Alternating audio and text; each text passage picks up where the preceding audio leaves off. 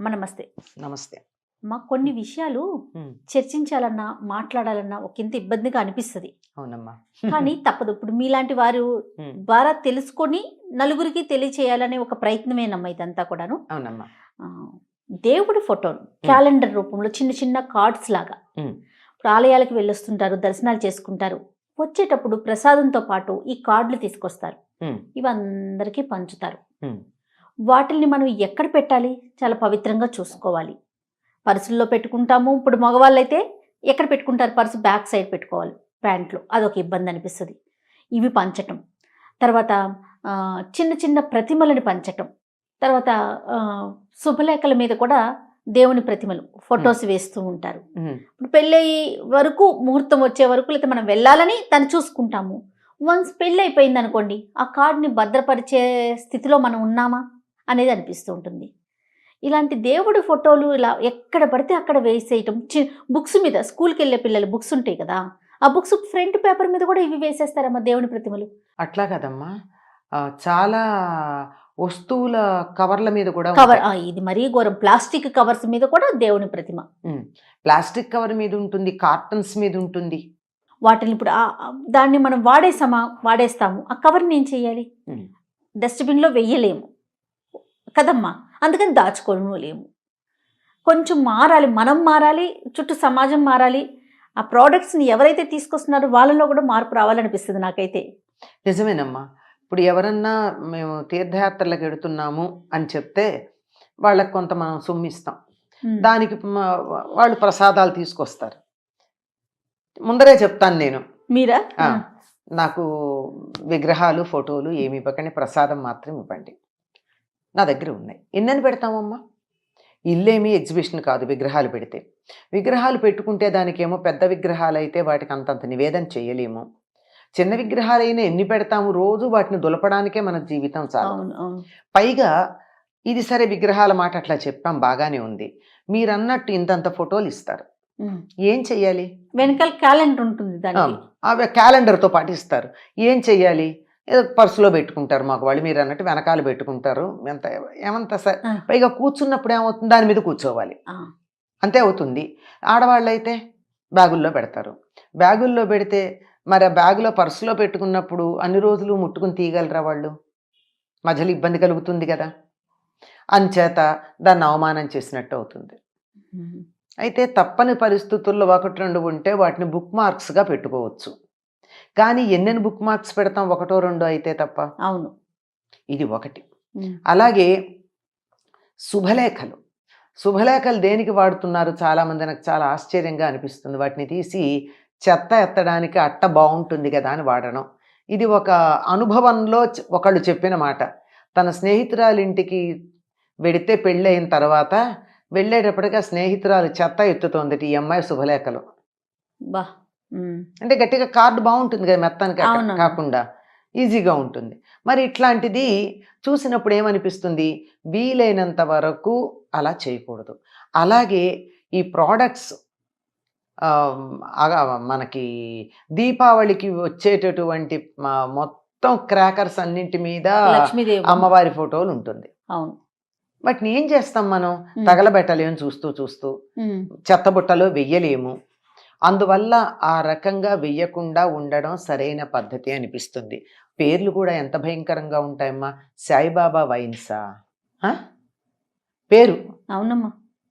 ఏదో Nehru hair cutting shop, Gandhi brandy shop, Gandhi పైగా ఎంత భయంకరంగా ఉంటున్నాయి. ఇట్లాంటివన్నీ చూసినప్పుడు మనం దీన్ని బ్లాస్ఫెమీనో ఏదో అంటారు ఆంగ్లంలో. అంటే దేవుడి పేరుని కూడని చోట వాడుకోవడం. మీరు గమనించండి, ఇంతవరకు మీకు ఏదైనా ఒక్క ప్రోడక్ట్ మీద క్రాస్ కానీ, జీసస్ బొమ్మ కానీ, మేరీ బొమ్మ కానీ, అల్లా పేరు కానీ ఉన్నాయా? లేవు. మనకి ఆధ్యాత్మికతని జీవితంతో పెనవేసుకుని గడపడం అలవాటైపోయి ఆధ్యాత్మికతని బొమ్మలకే పరిమితం చేయడం ఆధునిక కాలంలో వచ్చింది. ఒకప్పుడు జీవితంలో కలిసి ఉండేది అదంతా అవునవును. ఆధ్యాత్మికత. ఇప్పుడు అది ఎక్కడికి పరిమితం అయిపోయింది? బొమ్మలకి పరిమితం చేశాం. ఈ బొమ్మలకు పరిమితం చేయడంతో ఏమైపోయిందంటే అక్కర్లేనటువంటివన్నీ ఇలా వచ్చాయి. దయచేసి ఎవరూ కూడా శుభలేఖల మీద దేవుడి ఫోటోలు వేయడం, ఖరీదైనటువంటి శుభలేఖలు ఎందుకు వేసుకోవాలమ్మా?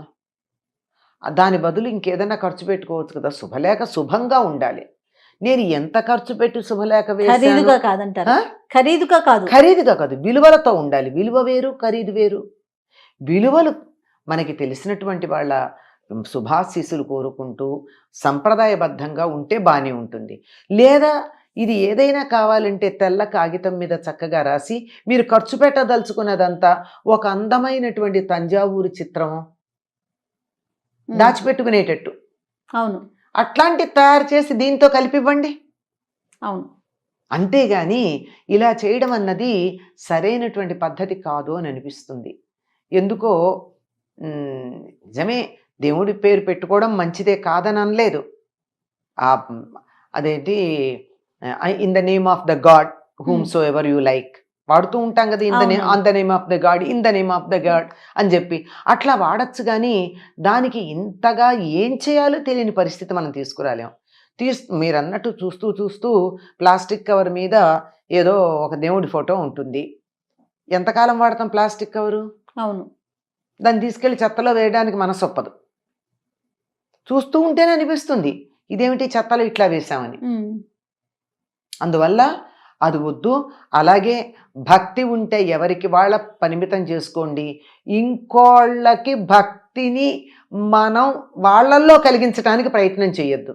వాళ్ళకున్న భక్తి వాళ్ళకు ఉంటుంది. ప్రసాదం ఇస్తే తీసుకుంటాం, తిందాం, హాయిగా తిందాం, తప్పే ఉంది. ఎవరైనా మాకు కావాలి, మీరు పెడుతున్నారు కదా, కాశీ పెడుతున్నారు, అన్నపూర్ణాదేవి విగ్రహమో విశ్వేశ్వరుడిదో తెచ్చిపెట్టండి అంటే తెచ్చిపెట్టండి. పలానా చోటుకి పెడుతున్నారు, మాకు అది కావాలి అంటే తెచ్చిపెట్టండి. అంతేగాని విచ్చలవిడిగా ఇవ్వద్దు. ఒక కావాలంటే తెండి, ఇంట్లో పెట్టండి, వాటిని ఎవరన్నా అడిగితే ఇవ్వండి. పోని ఇప్పుడు ఇలాంటి విగ్రహాలు అనుకోకుండా మనం ఎంతమందిని ఎడ్యుకేట్ చేయగలం? చేయలేం కదా. మనకి తెలిసిన వాళ్ళకి చెప్తాం, తెచ్చిస్తారు.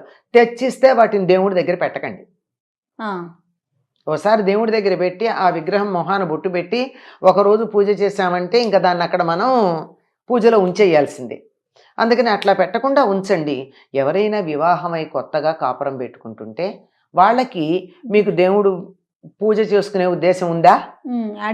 అడిగి ఉందంటే ఈ విగ్రహం ఏంటి వాళ్ళు కొనుక్కోకుండా అంతే, అది ఇవ్వచ్చు కదా. అవును. ఇప్పుడు కొత్తగా ఇల్లు కట్టుకుంటున్నారు, దేవతా మందిరం పెట్టుకుంటున్నారు, అట్లాంటి వాళ్ళకి కనుక్కుని ఇవ్వండి. అంతేగాని ఊరికే బలవంతం చేసి విగ్రహాలు ఫోటోలు ఇచ్చి మనం సదుద్దేశంతోనే ఇచ్చినా తీసుకున్న వాళ్ళు ఏం చేయాలో తెలియని పరిస్థితుల్లో ఇచ్చిన వాళ్ళని తిట్టుకుంటూ ఆ విగ్రహాన్ని పడేయలేరు. అవును. విగ్రహం అయితే కనీసం వాడకుండా పెడతారు. ఫోటోలు ఉన్నాయి, ఏం చేస్తారమ్మా? ఎన్ని ఫోటోలు కట్టలు కట్టలు కట్టలు పేరుకుపోతూ ఉంటాయి. వెళ్ళిన వాళ్ళందరూ షిరిడీ నుంచి వస్తూ 2 పాలకోవా బిళ్ళలు ఇంతవేవో ఉంటాయి కదా, తెల్లగా తీయగా ఉండేవి, అత్తిల్లో ఏదో అంటారు, అవి ఆ తర్వాత ఓ ఫోటో తెచ్చిస్తారు. ఎంతమంది వెళ్ళని తెచ్చిస్తే ఇవన్నీ ఏం చేస్తాం? అవును. లడ్డు ఇచ్చారు అనుకో, తిరుపతి నుంచి వచ్చి హాయిగా తింటాం. బొమ్మలు ఇస్తే ఇల్లంతా పెట్టుకుంటాం. అలాగే క్యాలెండర్లు ఒకటి చాలా భయంకరం. దేవుడి ఫోటోలు ఉన్న క్యాలెండర్లు సంవత్సరం అయ్యాక ఏం చేయాలి? అవును, ఏం చేస్తాం? ఏం చేయగలుగుతామమ్మా? సంవత్సరం అయిపోతుంది, ఆ క్యాలెండర్ వల్ల ఉపయోగం ఉండదు, పడేయలేము. ఏం చేయాలి? ఇవన్నీ కూడా సమస్యలు. ఆలోచించి దీనికి పరిష్కారం అంటే నేను చెప్పిన వాటిల్లో మీకు పరిష్కారాలు కనపడే ఉండాలి. కానీ ఎవరికి తోచిన పరిష్కారం, ఇంతకన్నా గొప్ప పరిష్కారాలు కూడా ఉంటాయి, కాదనడానికి వీల్లేదు కదా. అట్లాంటి ఇప్పుడు ఉదాహరణకి ఫోటోలు ఇస్తే చిన్నవి వస్తే బుక్ మార్క్స్ పెడతాం. ఎంతమంది పుస్తకాలు చదువుతారు, ఎన్ని పుస్తకాలు అని పెడతాం, అంతే కదా. అది కూడా మనం ఎప్పుడు పడితే అప్పుడు చదివే పుస్తకంలో పెట్టలేం. బస్సుల్లో కూర్చుని చదివి, ఆఫీసుల్లో చదివి, ఇంకెక్కడో చదివే వాటిల్లో పెట్టలేం. ఇంట్లో కూర్చుని సవ్యంగా శాస్త్రోక్తంగా చదివే సందర్భంలోనే వాడతాం. అలాంటివి మరి ఎన్నెన్ని ఉంటాయి. కొంచెం అప్పుడప్పుడు మనకి భక్తి ఉంది, అనుమానం ఏం లేదు. ఎదుటి వాళ్ళు కూడా నా ఇష్టదైవాన్నే వాళ్ళు పూజిస్తే బాగుండు అనే సదుద్దేశం కూడా ఉంది, అందులోనూ సందేహం లేదు. కానీ ఇలా బలవంతంగా రుద్దడం అన్నది సరైన పద్ధతి కాదేమో ఆలోచించాలి.